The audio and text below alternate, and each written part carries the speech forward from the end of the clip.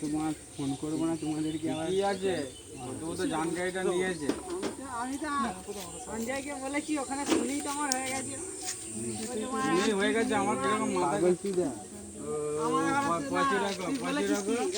তুই বলেছিস যে ওখানে তারপরে আর বলেছিস যে মালটা মা এরকম বলছে।